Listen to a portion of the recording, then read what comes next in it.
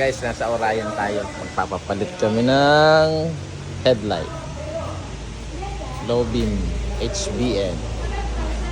Ang dami nagpapakabit to. Ito yung ating ilaw na ipapapalit.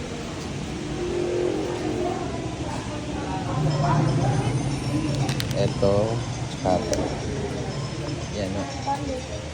HBN. Lakas eh, no? Ito yung HBN 2. Yan yun.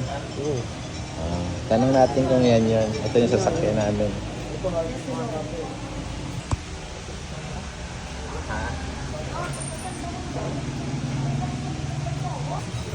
Ganyan pala yun.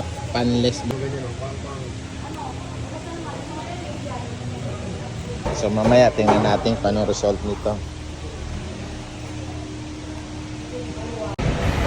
So guys, nga pala ang lugar ng Orion PH dito sa aming pinuntahan is dito sa number 73 Main Avenue, Cubao, Quezon City. Dito sa Marpi. Dito mismo sa Marpi, Cubao, Quezon City. Punta lang kayo dito.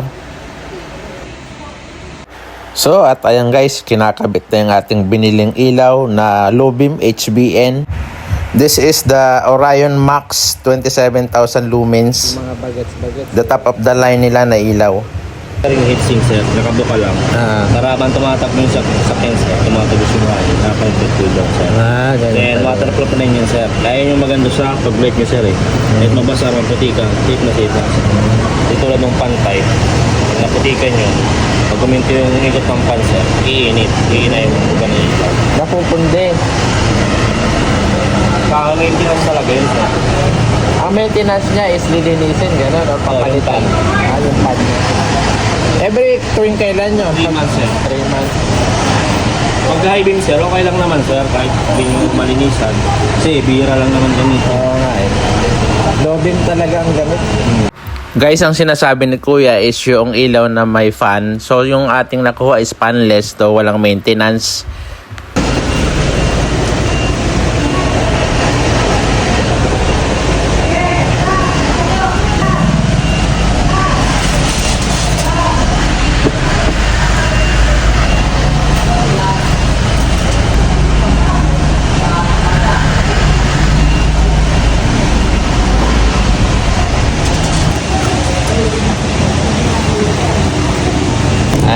Spare nyo na lang sir.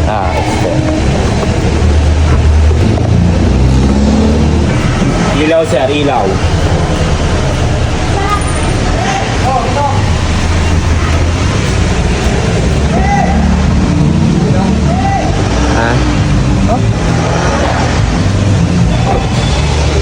Ayun oh, lakas oh.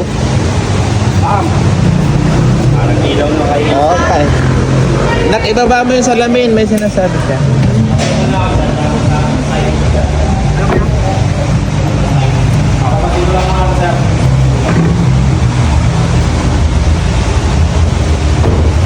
Lakas. Ibababa ko, hindi na. Straight lang sir. Straight. Diretso lang.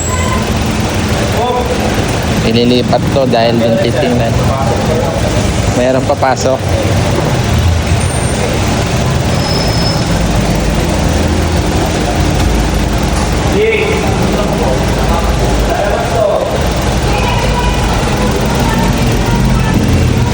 Susukatin yan eh. May pansukat. May pansukat sila doon eh. Yung level ng ano, ng ilaw. Doon oh. May machine doon eh. Kaya yung pinapalipat doon kasi dito wala eh.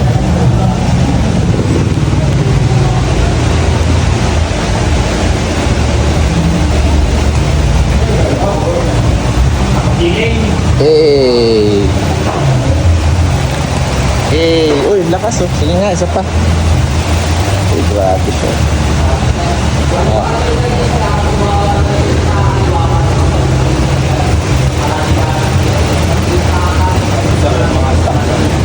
Tapos pwede na kayo mag-payment sir. Andun yung misis ko, payment na ako. Wala pangalan. Wala si Gab sir. Gab. Gab.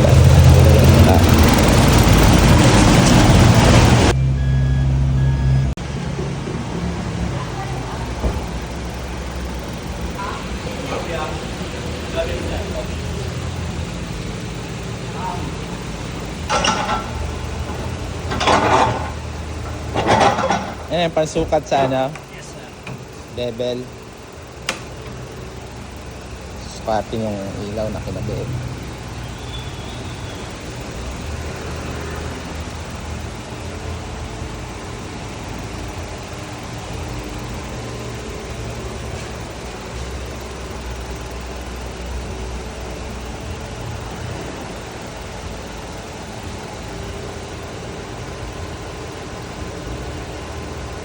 Ayos natin yun, sir. Mataas, sir. Ayan yan. Na-adjust. Yan, nakasira lang, sir. Okay. Malakas yung lugar, di siya makasira pa. Sa kasalubong. Yung pala Tapos yung sa kabila kaya naman, sir, na-adjust. mataas tayo ng 0.5. Pareho lang, ganun din. Hindi, sir. Mataas tayo ito ng 0.5. Kasi parang naman ito sa gilid, sir. Mga kaya na distraining, mga pinatay sa araw. Yan, hindi lang.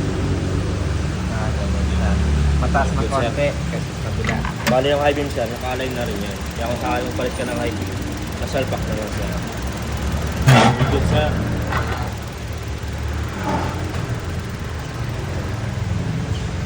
Okay na? Tapos na? Oo. Nasukat na. Basta? Ano ko lang yung payment ha? Magbabayad naman tayo ngayon. Dito ang bayaran.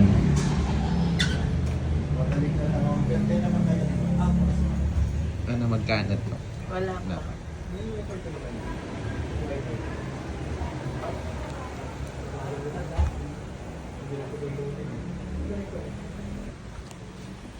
Ito yung tagabayad natin.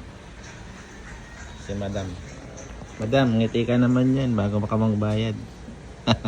Boss, mabilis lang pagkabit. Parang 5 minutes lang. Tapos na eh.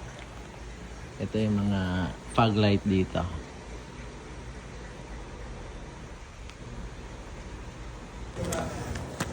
$7,600.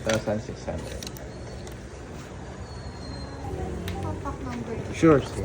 Saan? Ito, wala yun mo. Kasi ito sa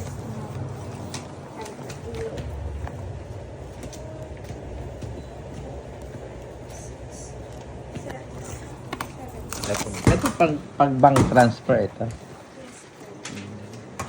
Sir, ito lang po yung natin ipakita po kapag mag-claim po tayo ng warranty. 4 years warranty po ang ating headline. Okay. 4 years po siya. So, Sige. Okay. Salamat po.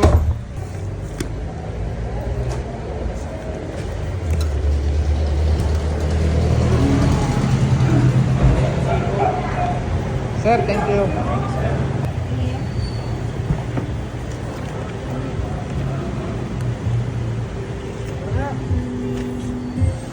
So ayun, at nakabit na may uuwi na. Gab, thank you ha. Tingnan natin guys ang result. Ayan. Wow! Pwede. Pero high beam mo, dilaw. Next na yan. At least nakita natin ng liwanag guys. So, yan na po ang aming ilaw na pinakabit sa Orion.